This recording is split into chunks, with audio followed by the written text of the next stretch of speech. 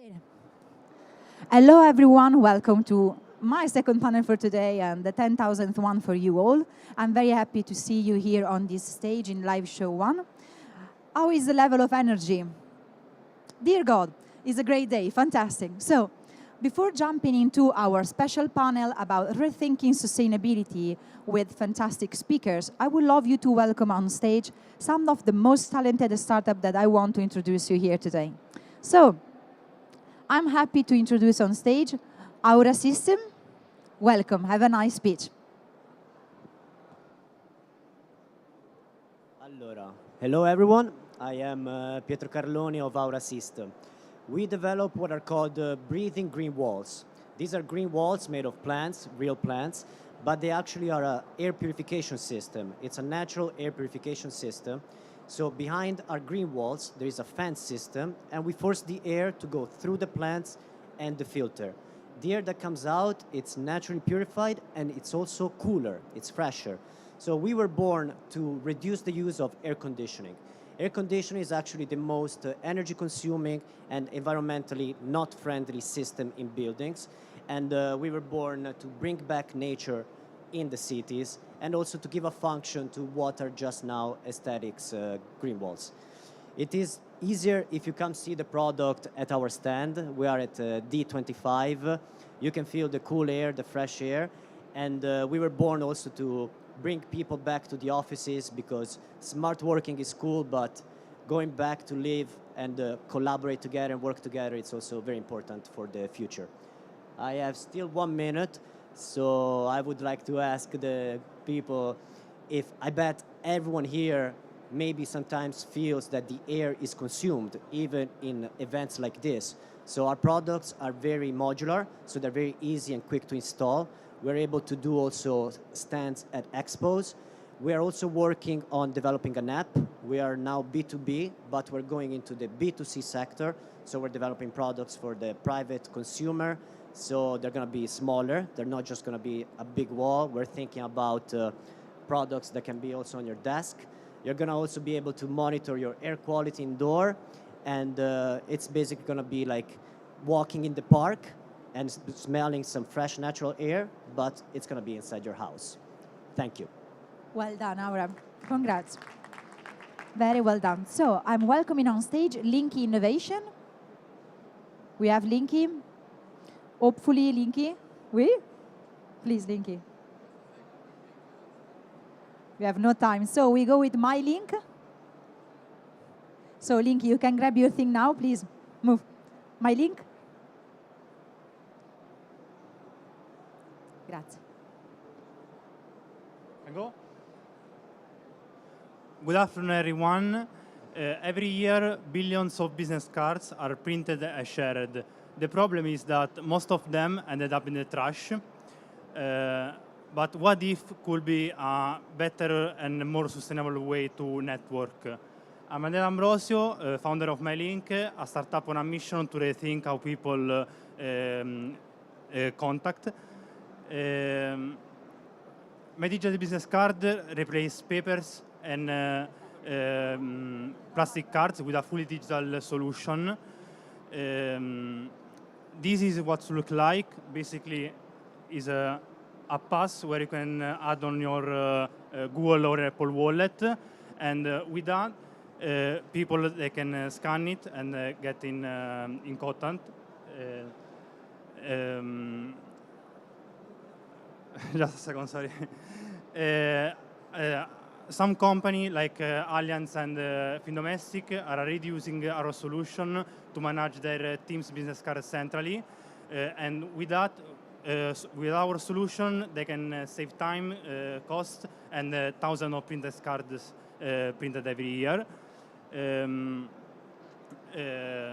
Our solution isn't just sustainable, is evolving. And the vision behind our solution is to create a solution where the people can connect seamlessly and without much effort.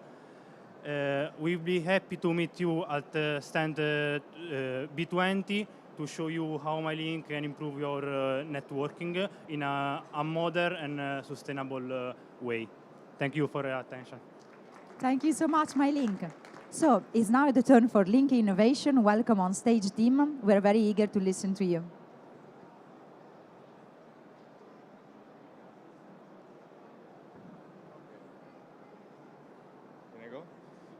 Hello, I'm Cristiano Nardi, the CEO of Link Innovation. Link Innovation is a startup in electric mobility, and we have a unique product which is a foldable electric skateboard.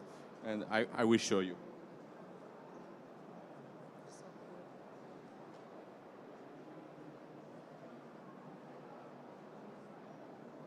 So this is our innovative product, which is the first foldable electric skateboard. It's our patent system that you have this folding skateboard. You can open.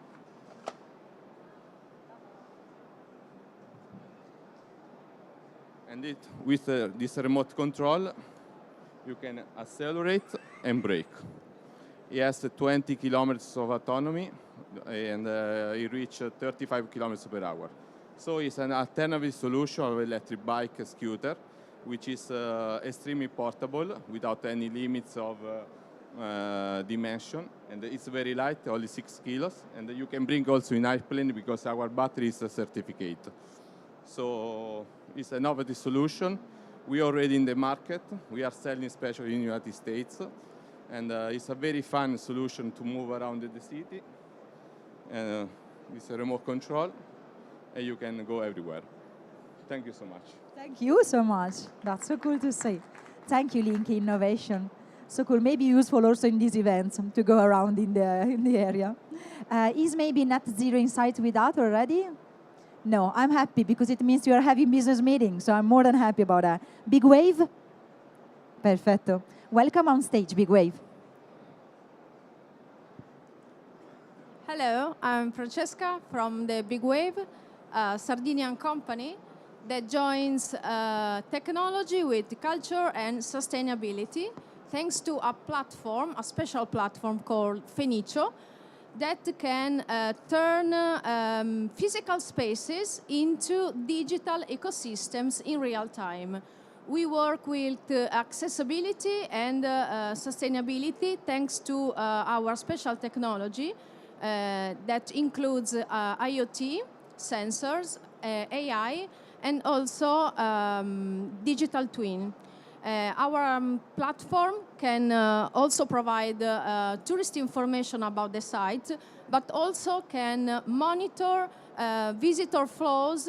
For example, can provide lighting based on the visitor presence, the number of people, or give the site any data about sustainability and accessibility.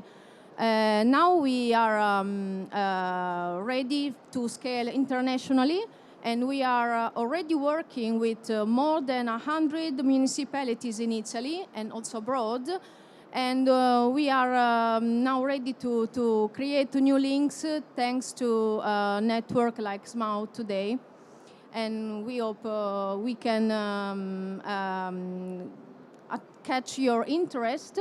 So come and visit our stand, that's number C38, or visit our website, thebigwave.eu. Thank you. Thank you so much, The Big Wave. Thank you. So, from the best town in the world, Torino, this unique?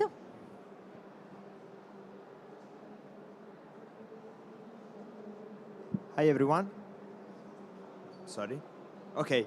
I'm Vincenzo, CEO and co-founder of This Unique, and we started from one of the most neglected needs of female care. This seems like a regular pad, but it's not a regular pad. It's a composable pad, completely composable, made in Italy, made only by organic cotton. So it helps you to respect the environment and reduce the irritation. From this single product, we build a two revenue model. The B2C, with now more than 3,000 subscribers and more than 50% of margin, and the B2B model, where we basically provide pads for free for company, because we think that is a basic need, so you do not have to pay for pads.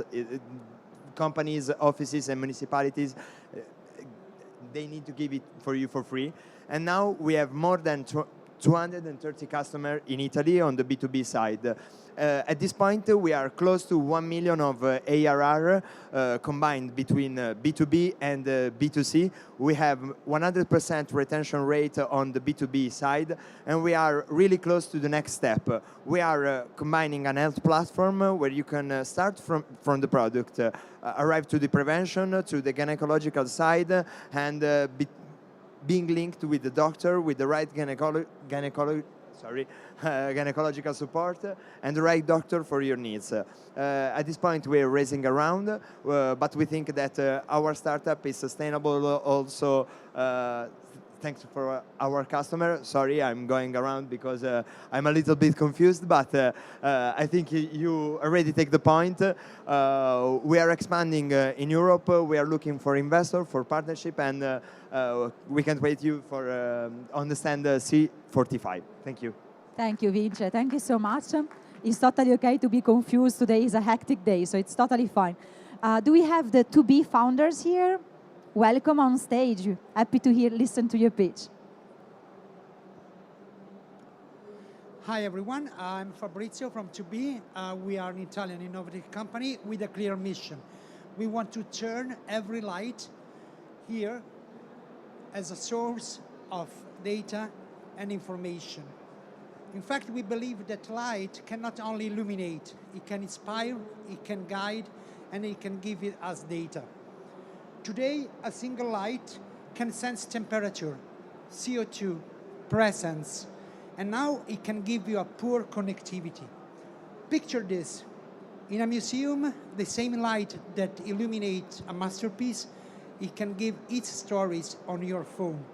In an hospital, it can guide patients and doctors to the exact room where they have to go. In a smart office, it can be a full connectivity, bidimensional, without any radio wave and without interference. Li-Fi uses frequency of light to transmit data. And as I said, no radio waves, no interference, and with a high level of security. We already work with national institutions, corporate, museum, university, and we are looking for partners that can share with us this mission, turn up the power of the light and guide us to the new era of illumination. Thank you so much. Thank you. Thank you, 2B. Last but not least, do we have VoiceSmart? Amazing. Welcome on stage, VoiceSmart. Hello, I'm Maria Rosa and I'm working on in VoiceSmart in Piazza, an innovative Italian SME providing a solution for business communication and interaction in physical spaces. On one side, we enhance business communication and productivity with unified communication and collaboration solution with voice, video and chat integrated with VoiceBot AI. On the other side, we simplify access to information and enhance experience for guests, customer or visitor in public spaces with Wi-Fi guests and indoor navigation solutions integrated with AI chatbots.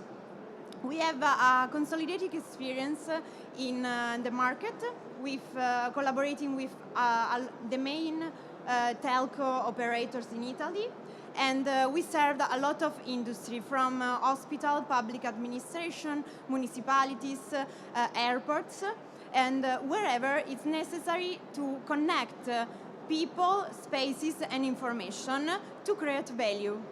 So if you want to discover our solution and discover how to enhance the communication and interaction, join us at our stand B27 or on voicemart.it.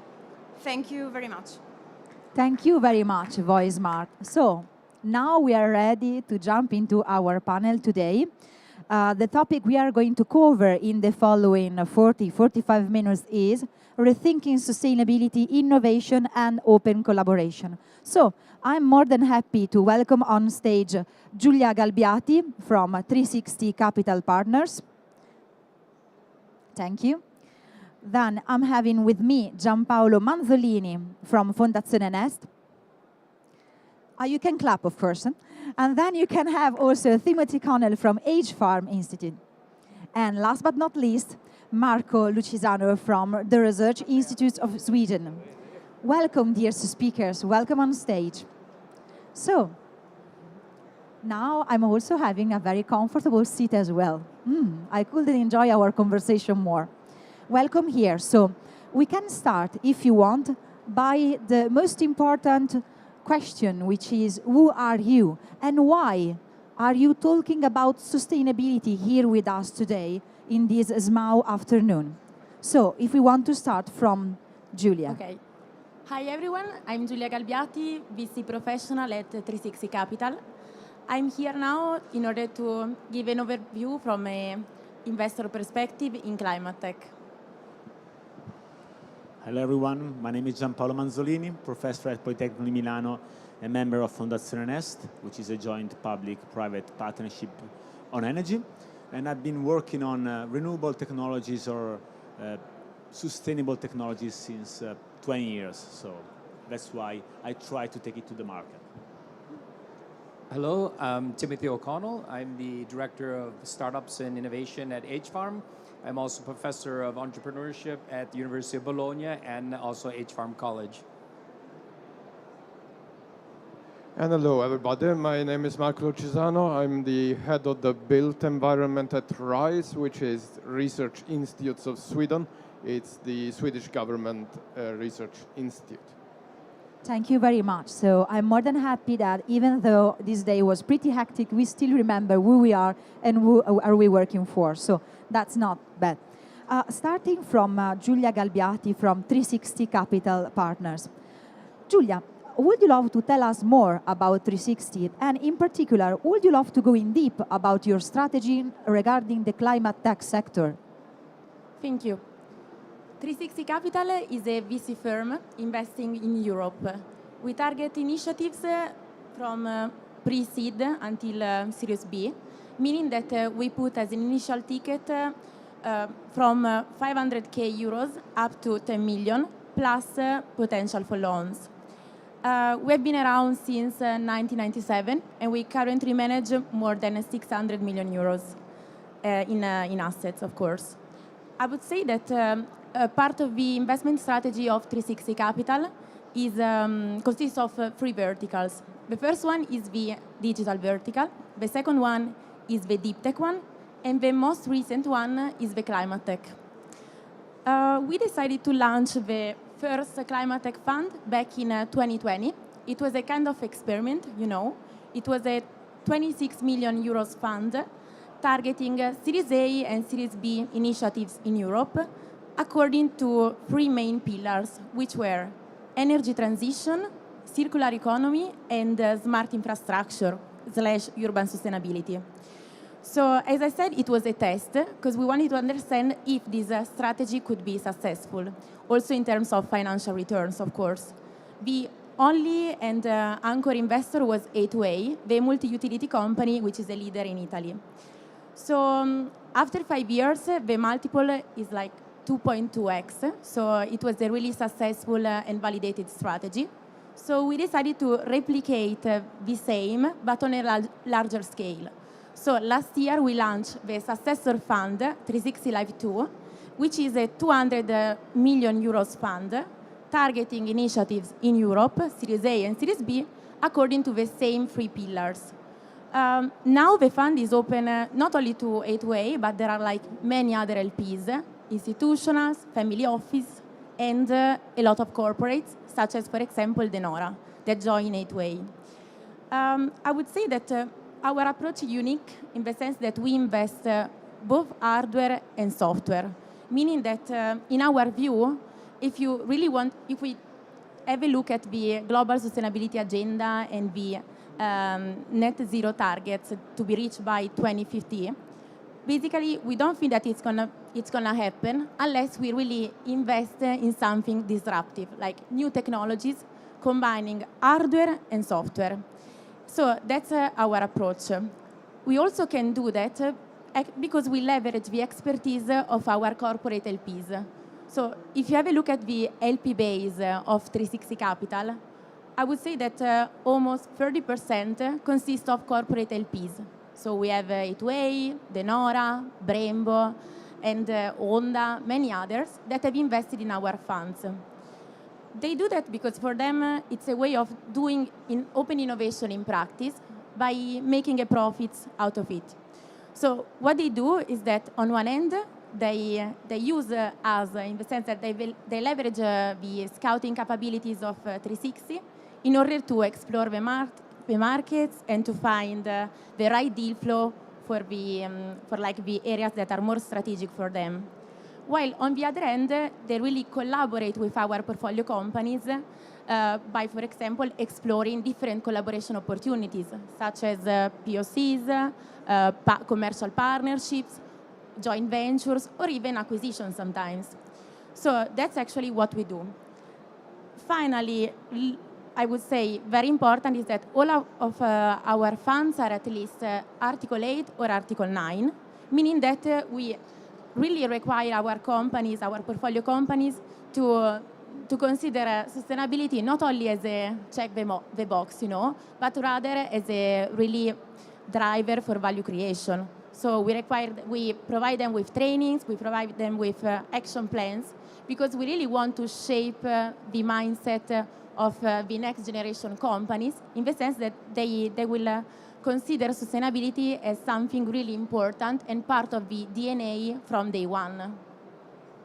Thank you very much, Giulia. Okay. It was fantastic. I think that from a founder's perspective, everyone would love to have a second talk with you after this panel. So, Sure. Passing the word to Giampaolo. Giampaolo, would you love to add your perspective on this subject specifically? So, thinking about Politecnico di Milano and Fondazione Nest, would you love to add your perspective about sustainability in this context? Sure, I'll do my best. So sustainability is a very wide topic, and I've been mostly focused, being part of the Department of Energy, on the energy sustainability, CO2 emission reduction, and all these aspects. Anyway, we are fully aware that sustainability is much broader and accounts a lot for the economical aspects, and to be sure that what we do towards the environment to improve it is also sustainable from economic perspective. And for this reason, we work on two different levels, let's say. The first one is the teaching. So when we go in front of students, we want to transfer them the passion for making things sustainable and being sure that it's not something that we have to do for others, but something we have to do for ourselves, and it provides benefits right now. At the same time, we do research, the other part of our life, trying to develop technology which are most cost-effective, most efficient, and easiest to be taken to the market. Anyway, being part of university is sometimes not easy to get in contact with companies, so that's why, for example, with the Next Generation EU funds, Fondazione Nest was created, join private and public fundings, institutions, to make sure that there is an easier transfer of what we research in the lab down to the market, and that the path is shorter and even most effective from this perspective. That research is not just spread around and hoping that something happens, but being sure that it's transferred and provides the benefits to all of us. So that's more or less the kind of perspective. Thank you, Giampaolo. It's curious to have a professor speaking after another professor. So, Timothy, that's the challenge. So, would you love to add your perspective on this specific subject? I can pretend not to be a professor if you want. Okay. Well done. That's the right perspective. Okay, I'll be an investor. I'll be the investor. So we'll do one investor. So what do you want me to talk about? Dear Timothy, today I'm asking you to give us a picture of the word sustainability in the macro area of what Age Farm is doing. So if you want to decline this concept inside of your context, we will be more than happy to listen to you. Sure. I mean, we can, when you if you put sustainability as a word within the context of H-Farm, there's many, many areas we can look at. One is H-Farm itself, the campus. We've built a campus which is sustainable. We're actually positive, net positive in energy production, because we felt that that's, you can't invest in things and not do it yourself. So as we have geothermic, and we also have solar as our main power sources. And we have a campus with more than 2,000 people, living in a sustainable environment. Very green. Anyone who's ever been to H-Farm, if you haven't, you're welcome to visit. It's a very green campus, and that's, I'd say, our first area. Looking at sustainability in the investment side, I think sustainability is very similar to what AI is today. It's a word that classifies a type of investment that often can be miscued. I mean, when we look at sustainability, we're looking at it as any other investment where you're solving a problem. If a startup is solving a serious problem, and that problem, there's a customer willing to actually spend money to solve that problem, then sustainability is an amazing business. Sometimes we got caught in this trap of trying to create things that were sustainable that weren't solving real problems, and that unfortunately doesn't create successful companies, and then these companies die. And so we worked with many of the biggest companies in the fashion industry, in the food industry, in the energy sector, looking at sustainability. Today, for example, in H-Farm, we run the Toyota Open Labs program. So Toyota is, as you know, one of the largest automobile groups in the world. And together with Toyota, we source, partner, and work with sustainable startups from all over the world. I mean, we have a database, I think to now it's like 7,000 startups. So a small number. So I think we do know something about sustainability, but what we realize is that if those companies aren't solving a very clear problem, which can then be brought to the marketplace and can be converted into results, it's very hard for them to survive. So this is what when we talk to startups, we say, don't worry about being sustainable. Don't worry about being AI. Worry about solving a great problem. And if that problem has to do with sustainability, then it's even better, and then we're truly happy. And so this is where we push, So for example, we did projects with Gucci for 3 years, looking at how Gucci and the luxury industry is using sustainability to solve certain problems like leather goods and other areas. And these are all areas where we were very clearly setting a need together with the companies and looking for companies and startups who are solving those needs. And this is, and I think this is where the sustainability industry and the startups, they need to make sure they're actually solving a serious problem, and that will make them successful, hopefully. Hopefully, yes. Thank you so much, Timothy, for this perspective. Of course, it's not the case of the founders in this room, but sometimes it happens that the word sustainability is used as a label, but not exactly going through a precise problem to solve, a relevant problem to solve. And this leads to the death valley of startups which are not dying, but not yet thriving. So is in the middle of that. The only way of solving this problem is maybe education, is maybe research. And it's an open opportunity for me. I don't know if it's the only way, but it is one very good way to move forward. I represent a foreign perspective. I come from the Swedish research system. And the idea that we work with is to generate an infrastructure for collaboration and cooperation. And that's one of the Scandinavian superpowers, to share risks, to develop together, and to be very clear within those collaborations which parts we can collaborate on, share together, accelerate application, and find a common language, but also which parts are to be considered competitive, of competitive value, and then cannot be shared. So that's an interesting perspective, to do the two things at the same time. And the doing things at the same time is one of the superpowers for the organization that I happen to work with. We are a research institute, we are multidisciplinary, and we are tasked to generate competitiveness for the business sector at the same time as we develop solutions for the public sector. And the government is very open on the fact that they expect the two things to go at the same pace, at the same time, and happen together.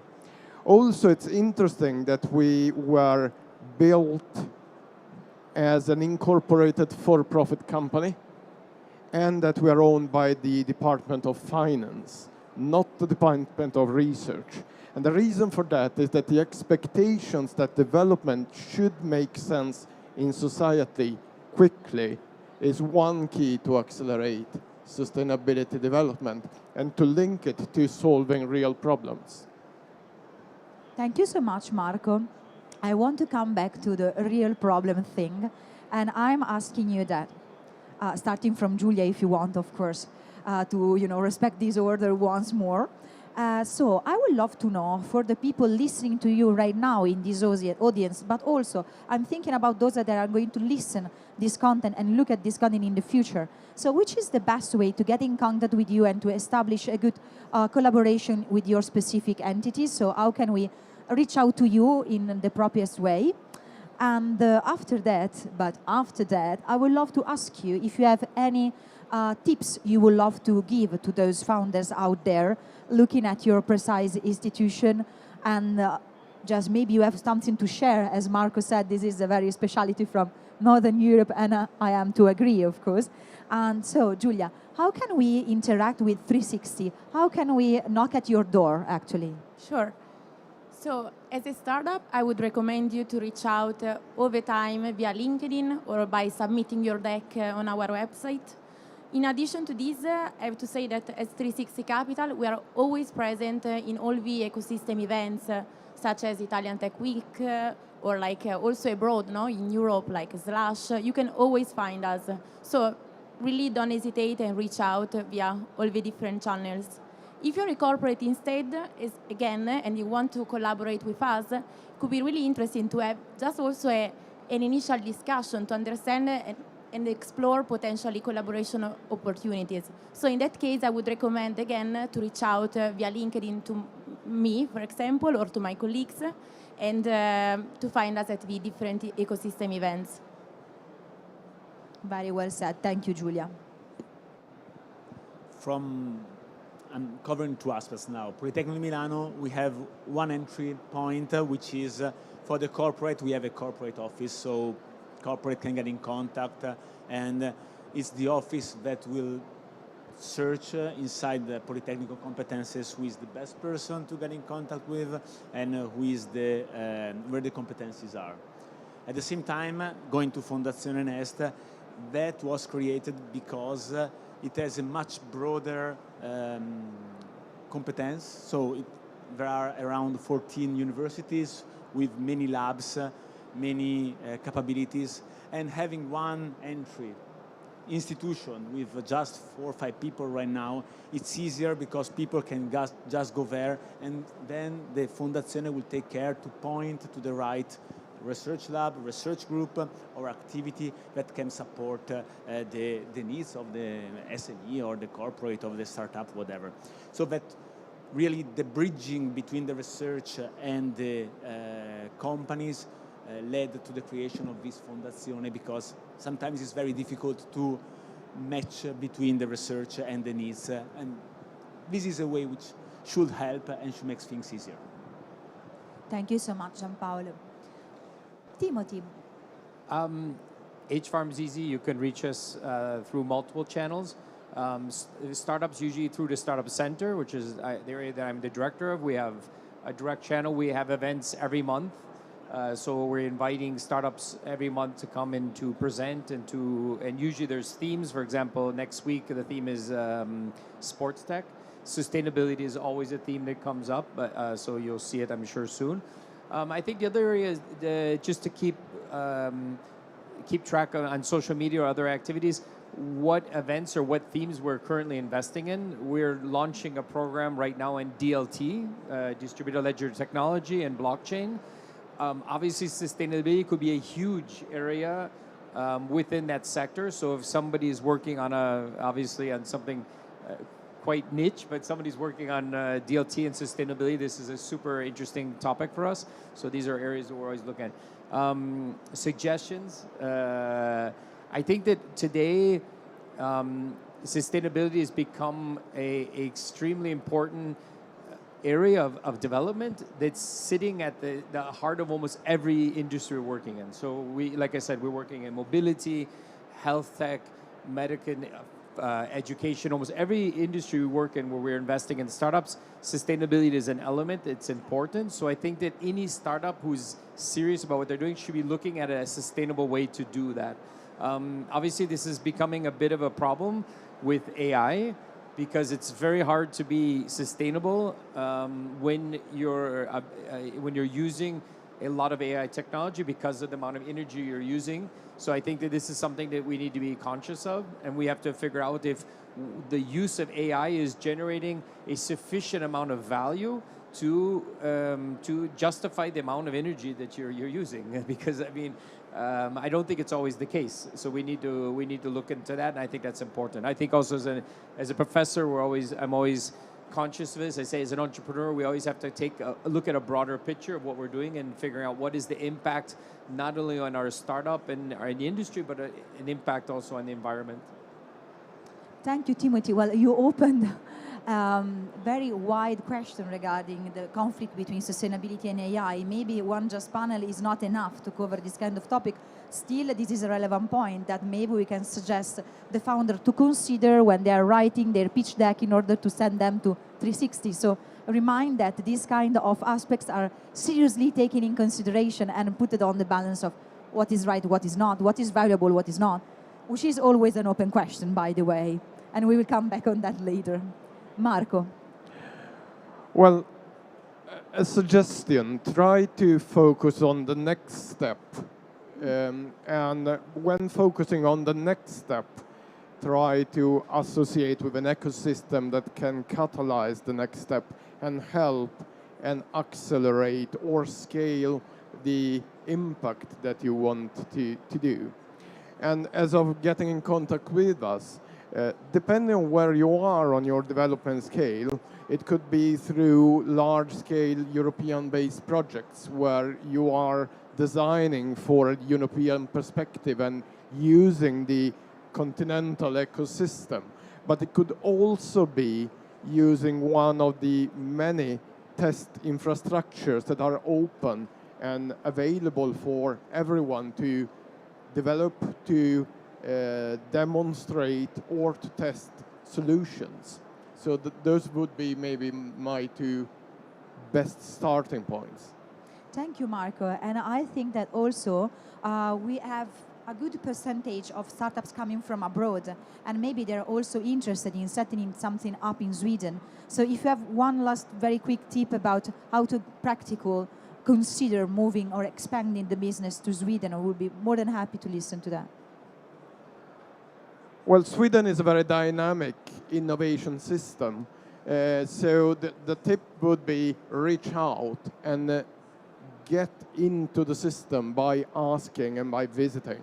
But it is a very dynamic innovation system, and I am based in Stockholm, which is one of the hottest spots in Europe for the time being. So it's an easy connection point, and it's an easy accelerating arena. Thank you so much. I was so lucky to live in Oslo, and so I can confirm that this is an aspect of that area. But after Oslo, I was so lucky to live in Paris, and sustainability was my specific investment thesis. So I would love to give the opportunity to Giulia and to Gianpaolo to give us also some insights and some tips from their point of view, because they shared the contacts, but they didn't have still the time to share a tips or an insight from their point of view. So, Giulia, looking at sustainability founders, there is anything you would love to advise them to do or not to do while talking with a VC? Sure.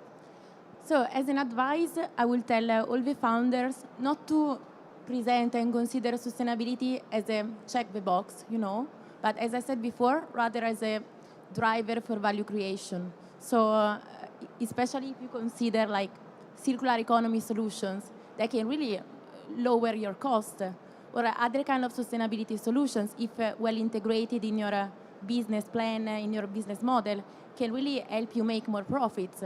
So it's something valuable. It has to be built from day one in your strategy, and it has to be part of it has to be a topic in the agenda of all your boards, ESG and sustainability strategy. Very well said. And also to be a bit patient maybe with the results, because of course the return of investment is not exactly the same as in other sectors. So there is also this kind of aspect to consider when you're starting your journey as a founder in the sustainability field. So a really huge amount of patience. But let's go on with Giampaolo's tips. I have in general 2 tips. Being a professor are very specific tips. The first one is be careful that, as it was stated before, you are not mentioning sustainability just because it's a rebranding, just because it's a hot topic, but because there is a need. There is something that actually is going to be solved and improved for our life. The second one, don't just mention artificial intelligence because it's the word of the day, of the year, as he said. Sometimes we use artificial intelligence to do easy things that can be done even without artificial intelligence. A lot of people in my sector were just stating, for fixing or improving something from an energy perspective, I did it with AI. I know you can do it with AI. There are a simple model which consumes a lot less that can achieve the same results. So be careful that people in the market knows the trick. So be frank, go to the point, and don't oversell yourself with powerful tools which sometimes are useless and actually are worse from a sustainability perspective because they consume a lot and the benefits is very, very tiny. Thank you so much. I think that the founders and the SMEs out there, they can have a very good allies in you. So what I'm doing right now is to let the people ask you questions, of course, at the end of this panel. So on behalf of SMAO, I want to thank you all for participating to this table. I was personally delighted to have you here. So thank you, Marco. Thank you, Timothy. Thank you, Giampaolo. Thank you, Giulia. And it was really nice to listen to you. Thank you so much. And to all of you, take advantage of their presence right now. So go grab them. Thank you. Have a nice afternoon.